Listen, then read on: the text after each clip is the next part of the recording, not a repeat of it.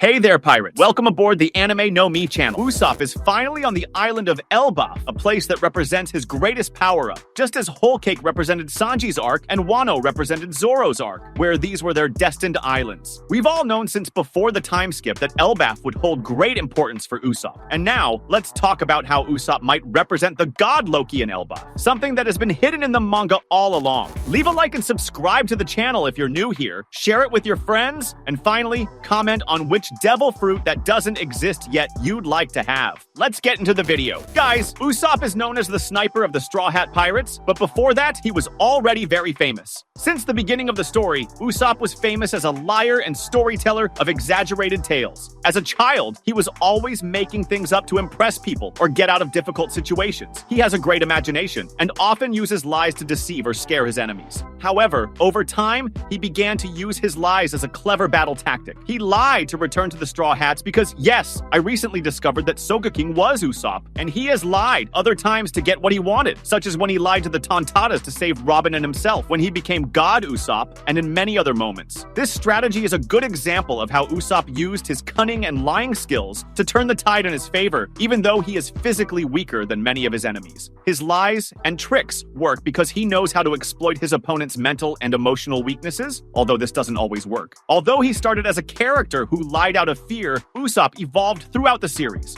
learning to use his intelligence and creative tactics to help his friends. But now, his lies could change the course of the story. After all, in Elbaf, Usopp's lies could become something even greater. There is a character named Loki in Elbaf. He is the Prince of the Giants, one of the most powerful and warlike nations. Yet, he doesn't seem so strong. He was briefly mentioned during the Whole Cake Island saga when we learned he was involved in an arranged marriage with Lola, one of Big Mom's daughters. However, Lola fled from this marriage because she wanted to choose her own fate and partner, creating a conflict between Big Mom's family and the Giants of Elbaf. This story is important for us to discuss the god Loki. It turns out that now in Elbaf, as we saw in chapter 1127, we know that they worship many deities, such as a giant rabbit god who was eaten by the Straw Hat Pirates, which means that deities are important to Elbaf's culture. Additionally, in Elbaf, we see a revered tree, Yggdrasil, an enormous tree that dominates Elbaf's horizon. Its presence is crucial to the culture and life in Elbaf, directly revealing that Elbaf's mythology is heavily based on Norse mythology,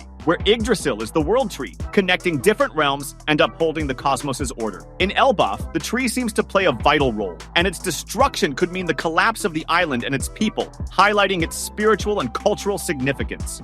This connection to Yggdrasil reinforces Elbaf's inspiration from Norse mythology and underscores how the tree is a symbol of life and stability for the giants. The name of Loki, the prince I mentioned earlier, seems to be a clear reference to the Norse god Loki. Although One Piece's Loki hasn't been fully developed in the series, his name carries symbolic weight, especially within the context of Elbaf, which appears to be inspired by Viking culture and mythology. There's a possibility that the name Loki was chosen to emphasize a false connection between Elbaf's royal family and the gods of Norse mythology. After all, we know from real-world mythologies that kings often pretended to be descendants of gods. It's possible that the giants of Elbaf, or at least their royal lineage, declared themselves descendants of the gods, strengthening their power and status in society. As I said, claiming divine descent has been a strategy used in various cultures throughout real history to legitimize royalty and power, which could explain why Elbaf's prince bears the name of such an important figure from Norse mythology. If the giants of Elbaf pretend to be descendants of gods, this could be a way to control and lead their people, inspiring respect and fear. The name Loki could therefore be a direct homage or reference for fans. The important thing here is that the mythology involving Loki could truly exist in the world of One Piece, and if this deity was once worshipped, it means there could also be a Loki devil fruit. After all, we know that the sun god Nika originated the Hito no Mi model Nika fruit. We don't know if the first Nika really existed, but the belief of people in him led to the creation of the fruit eaten by Joy Boy and later by Luffy. We also know there was a belief in the Kyubi no Kitsune, the legend of a nine-tailed fox that could transform into anyone. And because of this legend, the Inu no Mi model Kyubi no Kitsune devil fruit appeared. It's a mythical zone-type fruit that allows the user to transform into a nine-tailed fox and change into other people, as seen by the current user, Katarina Devon, who even transformed into Absalom to deceive Gecko Mariah. If the giants believe in Loki, then the Hito no Mi of Loki must exist. And considering Considering that Zoan fruits are capable of choosing their perfect user, then Loki's fruit would undoubtedly choose our favorite liar, Luffy. Loki, in Norse mythology, is known as the god of lies and mischief, famous for his tricks, schemes, and ability to manipulate events in his favor. He frequently deceives both gods and mortals, and many of his actions, although initially seeming to cause problems, end up being essential to the unfolding of events. A classic example is when Loki deceives the gods to obtain the most valuable treasures from the dwarves, including Mjolnir, Thor's hammer. Although his actions are often driven by selfishness or the pleasure of deceiving, they frequently have a greater impact on the fate of gods and humans. Usopp also uses cunning as his main weapon in battles. For example, in his fight against Perona during the Thriller Bark saga, he used lies and psychological tricks to confuse his opponent, knowing he couldn't defeat her in direct physical combat. He tricked her with his 10-ton hammer, which was actually an inflatable balloon, and the victory was secured more through emotional manipulation and fear than brute strength. Like Loki, Usopp relies on his intelligence to win, especially when facing stronger enemies. Both Loki and Usopp are masters of manipulating others' perceptions. Loki, as a god, often assumes different forms and identities to confuse his enemies. A famous example is when he transforms into a mare to deceive the horse Svadilfari, disrupting the construction of Asgard's walls. Loki manipulates situations to the extent of using illusions and tricks to control how others perceive him, often turning fear or confusion to his advantage. Usopp also uses this manipulation by adopting the alter ego of Sogeking.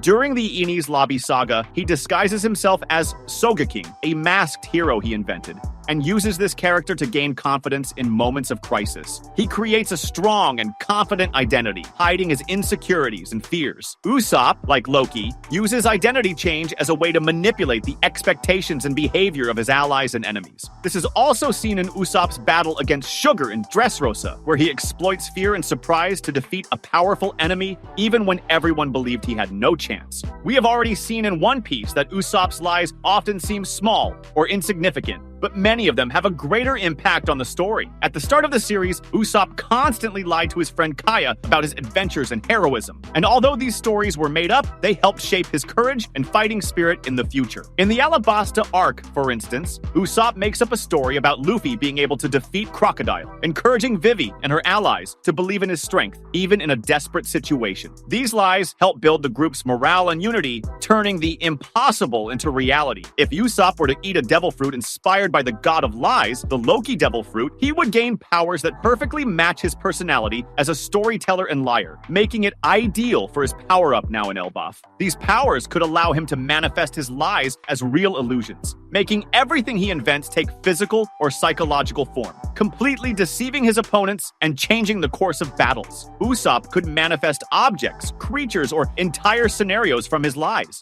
For example, if he claimed to have an army of 1,000 warriors hidden in the shadows, the fruit could generate illusions that would make it seem like a massive army had appeared, confusing and intimidating his enemies. This ability would be useful for deceiving opponents in combat, distracting them with non-existent threats while he prepares a real strike. He could even create illusions of giant weapons, like his famous 10-ton hammer, but this time, opponents would believe the hammer is actually heavy and deadly. Beyond creating visual illusions, Usopp could affect his opponent's perception on a deeper level. He could convince his enemies that they are in a completely different environment or facing threats that don't exist. If he said the ground beneath them was collapsing, opponents could feel the ground breaking apart, even though nothing had actually changed.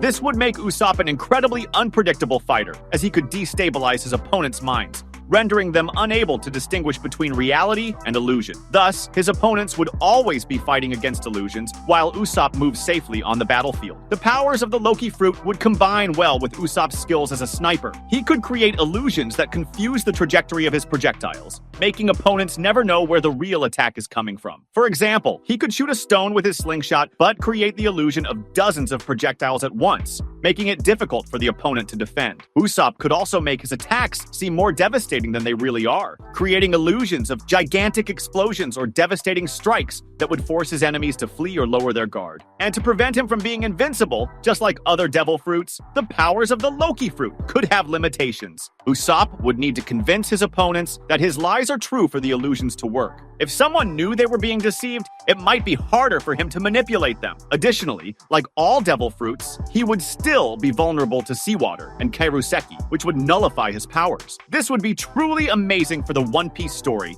and I'm sure many would love to see him like this. What do you think about the possibility of Usopp eating the Loki fruit now? Comment below. That was today's content. We hope you liked it and want to share your opinion on the subject. Don't forget to share the video, give it a thumbs up, and I'll see you in the next video. Take care and stay amazing.